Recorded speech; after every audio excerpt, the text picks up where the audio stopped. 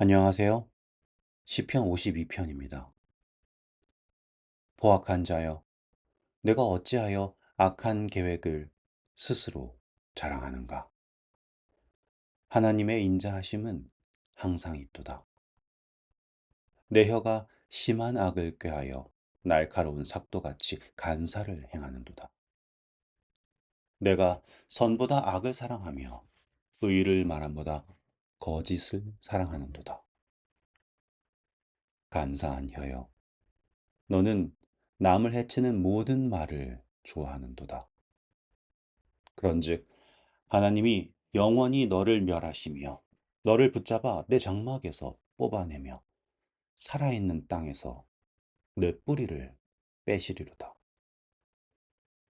의인이 보고 두려워하며 또 그를 비웃어 말하기를 이 사람은 하나님을 자기 힘으로 삼지 아니하고 오직 자기 재물의 풍부함을 의지하며 자기의 악으로 스스로 든든하게 하던 자라 하리로다.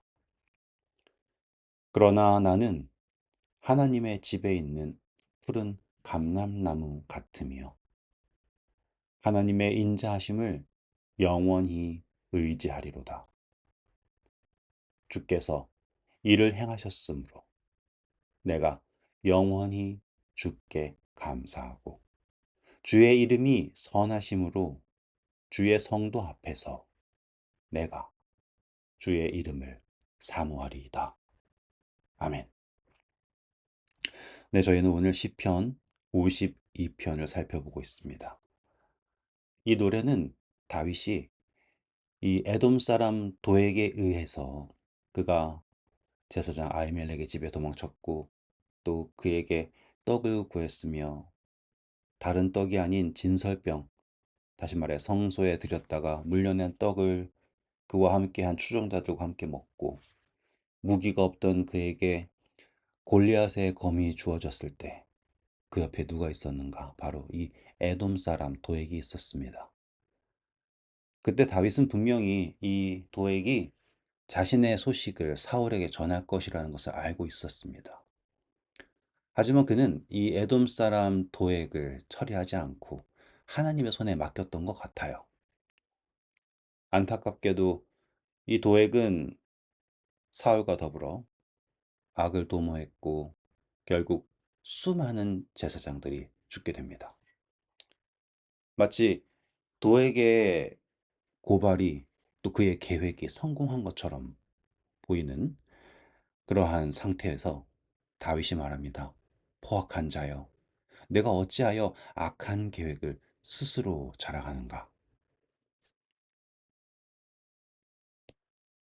다윗은 이 악한 계획에 대하여서 그 악한 계획은 망한다 이렇게 말하지 않아요. 하나님의 인자하심은 항상 있다라고 얘기합니다.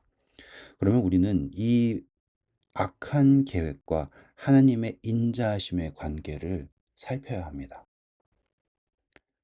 생각하길 악인에 대하여서 하나님이 인자함을 보이고 그에 대하여 참고 계신다라고 한 해석도 가능하고요. 두 번째로는 뭐냐면 악인들이 다윗, 다시 말하면 의인을 해하려고 할 때 그들의 계획이 너무나 완벽하고 너무 분명하게 이 의인, 다윗과 같은 의인들을 삼킬 수 있다 자랑할지나 다윗이 말하기를 나에게 여전히 하나님의 인자하심이 함께한다 라고 하는 이 두 가지 해석이 가능하다라는 거예요.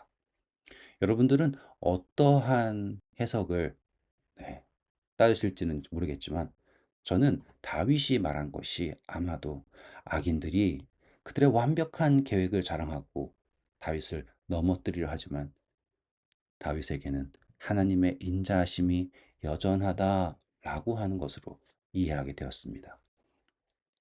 그리고 이어서 내 혀가 심한 악을 꾀하며 날카로운 삭다같이 간사를 행하고 그리고 선보다 악을 사랑하며 의를 말함보다 거짓을 사랑한다라는 것을 보았을 때 다윗이 말합니다. 포악한 자여, 내가 아무리 나를 삼키려 하나 하나님의 인자하심은 여전히 나에게 있다. 라고 하는 거예요. 다시 또 그 간사한 혀가 남을 해치는 모든 말을 합니다. 하지만 의인인 하나님의 그 인자하심을 따르는 다윗은 다음과 같이 얘기하죠. 저는 이 부분이 참 좋은 것 같아요. 그런즉 하나님이 영원히 너를 멸하시며 하나님이 내가 아니에요. 그가 말하는 것은 하나님이 너를 멸하시며 너를 붙잡아 내 장막에서 뽑아내며 살아있는 땅에서 내 뿌리를 빼시리로다. 왜요? 하나님의 인자하심은 여전히 나와 함께하기 때문에. 그렇게 6절에서 의인이 보고 두려워하며 또 그를 비웃어 말하기를 여기서 의인이 등장하죠. 그러니 단순하게 악한 사람들에게 하나님이 참고 계신다라는 것보다 악인이 의인을 삼키려고 하지만 하나님의 인자하심은 의인을 지키고 있다. 그리고 하나님께서 그들을 그러니 원수를 갚는 것이 나에게 있지 않고 하나님에게 있다라고 얘기했을 때 의인이 이것을 보고서 깨닫습니다. 그리고 악인들에 대하여서 뭐라고 얘기하냐면 악인들은 하나님을 자기 힘으로 삼지 아니하고 오직 자기의 재물의 풍부함 의지하며 자기의 악으로 스스로 든든하게 하는 사람들에 대하여서 경고를 받습니다. 그러나 나는 하나님의 인자하심을 받아 어떻다고 설명하나요? 하나님의 집에 있는 푸른 감람나무 같으며 하나님의 인자하심을 영원히 의지하리로다. 자, 이렇게 보시니까는 보이시죠? 이렇게 악인에 대한 인자하심인가라고 한 해석도 가능하지만 의인에 향한 인자하심, 하나님을 자기의 힘으로 삼고 재물이 아닌 하나님을 의뢰하는 자에게 하나님의 인자하심이 영원히 있습니다. 왜냐하면 시냇가에 심은 나무가 계절을 따라 그쵸? 마치 하나님의 집에 있는 푸른 감람나무처럼 하나님의 그 인자하심을 영원히 의지하겠다라고 말합니다.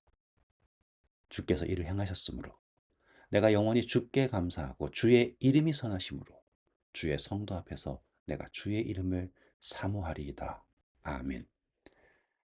네. 오늘 여러분 다윗과 같은 노래를 그리고 그 기도를 하시는 저와 여러분 되길 바랍니다. 세상의 악이 우리를 정말 둘러싸고 정말 완벽한 계획과 완벽한 그 도저히 우리가 빠져나갈 수 없는 올무를 쳤을 때 우리가 고백하기를 악인이여 그 악한 계획을 아무리 자랑할지라도 나는 하나님의 그 항상 있는 그 인자하심을 영원히 의지합니다. 라고 고백하시길 바랍니다. 네, 오늘도 수고하셨고요. 좋은 하루 되세요. 감사합니다.